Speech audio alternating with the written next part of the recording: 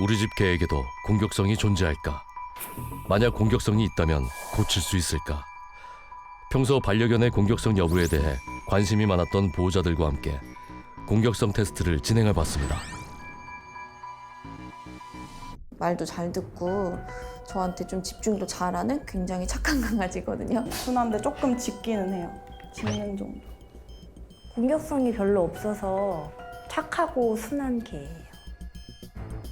반려견의 공격성 여부를 알 수 있는 이번 실험은 독일에서 이제 만든 기질 검사인데요. 반려견이 물림 사고를 일으키지는 않을까 테스트를 해보는 겁니다.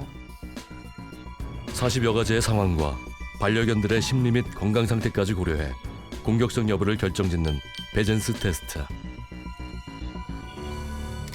그렇다면 낯선 사람이 노려보는 상황에서 개들은 어떤 반응을 보일까? 무척 경계하며 계속해서 짖는 뭉치. 토리 역시 낯선 사람을 보자 안절부절 못하며 공격적인 행동을 취합니다. 반면 말랑이의 경우 앞에 두 마리와 달리 공격성은커녕 오히려 냄새를 맡는 등 낯선 이에게 적극적으로 다가가 호기심을 드러냈습니다. 평상시에 한 번도 접해보지 못했던 소리를 듣고서는 공격성이 발현이 되는 경우들이 있거든요. 유모차가 지나갈 때 공격성이 드러나는지도 살펴봤습니다. 공격성 안 보이네요. 근데 이제 울음소리 근처에 이제 두고 아기의 울음소리가 들리자 관심을 보이기 시작하는 뭉치. 공격성이 없구나 싶던 찰나 이내 다시 짖기 시작합니다. 한편 멀리서 지켜보기만 하던 토리. 낯선 사람을 만났을 때에도 짖지 않았던 토리가 아기의 울음소리에는 짖는 반응을 나타냅니다. 처음 보니까 이게 뭐지? 모르니까 불안하고 무서운 거예요. 그래서 이런 반응이 나오는 거죠. 반려견의 주변에서 공차기를 한 상황에서는 세 마리 모두 공격적인 반응을 보이지 않았습니다. 그렇게 몇 가지의 공격성 테스트를 해본 결과 한 가지를 제외하고 공격성을 보인 뭉치. 말도 잘 듣고 굉장히 착한 강아지거든요. 견주의 생각과는 다른 결과였습니다. 생각보다 좀 당황스러웠어요. 그러니까 같이 산책을 했을 때 모든 상황에 대해서 이렇게 예민하게 반응하진 않았었는데 오늘 모의 실험을 했던 부분에서 너무 대부분이 공격성이 나와버리니까 좀 많이 당황스럽기도 하고 불편하고 아픈 일이 생길 것 같다라는 그 미리 짐작으로 어떤 방어적 공격성을 발현을 하거든요. 실제 입질하는 모습은 못 봤습니다. 그래서 지금부터 어쨌든 이 공격성은 제어해 주는 것이 맞습니다. 순한데 조금 짖기는 해요. 짖는 정도.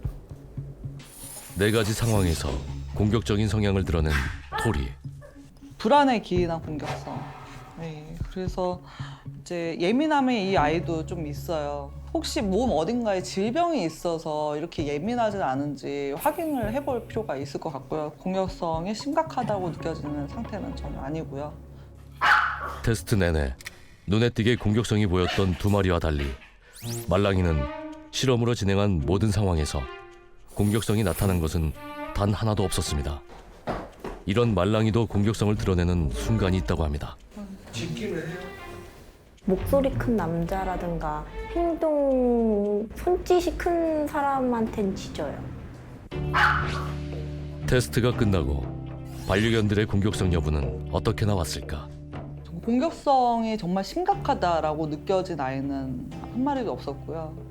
인내심을 갖고 이 아이의 공격성 왜 발현이 됐는지 그 원인을 찾아내고 그러고 보호자분이 꾸준히 그 시간을 투자해서 이 아이를 고쳐줘야 하거든요. 근데 아직은 그러니까 그렇게까지 해야 되나라는 어떤 인식이 조금은 남아있는 것 같습니다. 반려견들과 일반 시민들이 더불어 안전하게 살기 위해서 견주들이 꼭 실천하고 꾸준히 노력해야 하는 것들은 무엇일까? 반려견을 안전하게 키우기 위해서는 무엇보다 보호자들의 책임이 강해야 하는데요. 전문가들은 이 세 가지는 꼭 지켜져야 한다고 입을 모아 이야기합니다. 제가 생각할 때 리드줄은 반려견의 안전벨트예요. 돌발 상황일 때 가장 안전하게 할 수 있는 방법은 리드줄을 매는 방법이에요. 리드줄은 꼭 매셔야죠. 사고를 일으킨 반려견들의 경우 대부분 목줄을 하지 않고 있거나 보호자가 목줄을 제대로 컨트롤 못하는 상황에서 끔찍한 사고들이 벌어졌습니다. 요즘 산책을 가시게 되면 리드줄을 길게 해서 다니는 경우가 굉장히 많습니다. 줄이 길다라는 것은 컨트롤하는데 그만치 어려움이 많아지는 거거든요. 5m 정도 리드줄이라고 하면 자기가 마음대로 하려고 하는 행동이 더 커질 수밖에 없습니다.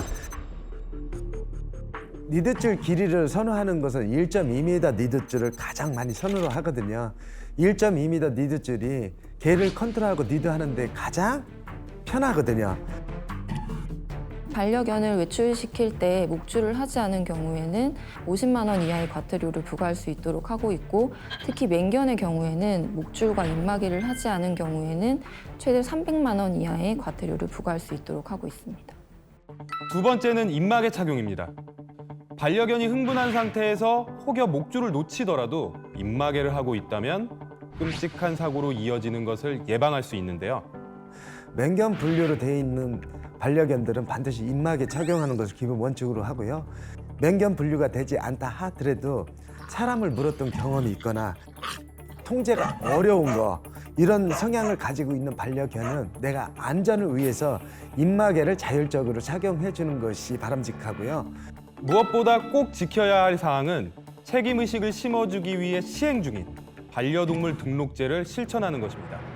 2014년부터 시행 중인 반려동물 등록제는 등록 대상인 동물을 시군구청장 등에게 등록하도록 하는 제도로 생후 3개월 이상의 반려견들은 분양한 날로부터 30일 이내에 등록하는 것이 의무입니다. 올해 8월까지는 자진 등록 기간인데요. 이 등록 기간이 지나고도 자진해서 반려동물을 등록을 하지 않는 경우에는 100만 원 이하의 과태료 처분을 받을 수 있습니다. 외국 사례를 보게 되면 등록제 같은 게 시행하는 나라들이 굉장히 더 많이 있고요. 독일 같은 경우가 이 반려동물의 선진국이라 볼 수가 있고요. 반려견의 지상 낙원이라 불리는 독일에선 이미 반려동물 등록제를 의무화했을 뿐만 아니라 일부 주에서는 동물 면허제까지 시행하고 있습니다. 우리나라의 운전면허증처럼 면허증을 먼저 딴 이후에 차를 구입하는 것과 같이 그 교육을 받은 사람에 한해서만 입양해서 키울 수 있는 자격이 부여되는 곳도 있고, 개와 비반려인이 공존할 수 있는 것은 반려견 학교인 훈데슐레 덕분입니다. Wenn der Mensch ihn nichts lernt, dann geht er in seine Geruchswelt, er lernt sich selbst nach seinen Bedürfnissen und kann dadurch auch ein Problemhund werden, weil er nicht mehr in die menschliche Umwelt passt. 기본 교육은 물론 사회와 가정까지 거친 반려견들은 보호자와 끈끈한 유대관계를 쌓게 됩니다. 그 결과 반려견을 데리고 식당을 방문할 수 있는 것은 물론 대중교통 또한 함께 이용할 수 있습니다. 사실 독일은 견종에 따라서 연간 90유로에서 최대 600유로까지의 세금을 부과시키고 있는데요. 근본적으로는 견주가 반려견을 기르는 데 있어서 책임의식을 가져야 하고, 길들여주는 것도 보호자분들의 역할인데 그런 지식을 갖고 있는 보호자분들은 1%에 부족하지 않을까 생각합니다. 자, 이제 견주 교실 시작할게요. 이제 태풍이는 지금은 앉아 있지 않지만 아이들은 심리적으로 끌고 가게 되어 있어요. 개도 사람도 이곳에선 모두가 다 똑같은 학생들입니다. 그렇다면 이곳에선 실질적으로 어떤 수업이 이루어지고 있을까? 3개월 동안 전문 교육을 배우고 퇴소하기 한 달 전에 견주 교육을 같이 실시하고 있습니다. 앉아, 엎드려 등 복종 훈련을 기본으로 견주들이 실생활에서 반려견을 컨트롤할 수 있는 교육 위주로 진행되고 있습니다. 견주 교육에서 최고 중요한 포인트는 통제 교육이에요. 견주들하고의 관계에서 일어날 수 있는 문제들, 그리고 사고에 대한 문제들, 이런 부분들을 많이 방지를 할 수 있어요. 그래서 그 목적을 두고 견주 교육을 해요. 뭐 다른 아이들을 보거나 아니면 사람을 보거나 되게 과민하게 반응하는 애들이 있어요. 어쨌든 얘랑 저랑 같이 살아야 되는 거기 때문에 저도 이제 공부를 열심히 해가지고 더 좋게 해야죠. 더 점점 좀 많이 알아가야지 태풍이하고 저가 더 친해지고 더 같이 가족으로 더 오래 살 수 있지 않겠습니까? 그런데 다수의 반려인들이 갖는 견주 교육에 대한 오해가 있습니다.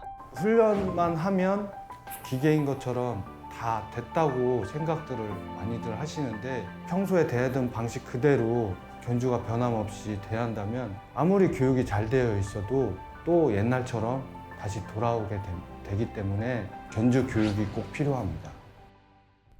견주 교육을 받는 이들의 바람은 무엇일까? 견주 책임이 많이 크다고 생각해요. 강아지는 견주를 따라하게 돼 있으니까 그런 거를 하나하나 좀 다 같이 지켜갖고 강아지에 대한 이런 이미지를 좀 좋게끔 해줬으면 좋겠어요. 내가 조심함으로써 딴 사람들도 조심하고 그러면서 인식이 더 좋아지고 그럼 사람들이 더 개에 대한 반감이 더 줄어들고 더 같이 웃을 수 있는 일들이 많이 생기지 않을까 싶습니다. 그렇게 조심만 한다면. 지금 최근에 좋은 주인이란 어떤 주인일까에 대한 패러다임 자체가 바뀌고 있어요. 예전에는 버리지 않고 건강하게 오래오래 반려견을 키우는 사람이 좋은 주인이다라는 패러다임이었어요. 근데 사실은 지금은 보호자의 사랑뿐만이 아니고 보호자 이외에 다른 사람으로부터 사랑을 받을 수 있는 반려견을 기르는 주인이 좋은 주인이다라고 패러다임의 변화가 있습니다. 세상에 물지 않는 개는 없습니다. 반려인의 인식이 바뀌지 않는다면 당신의 개도 누군가를 해칠 수 있습니다. 그리고 그런 상황이 일어난다면 결국 그 모든 것은 보호자의 책임입니다. 또 안 쓰다듬었어, 저거.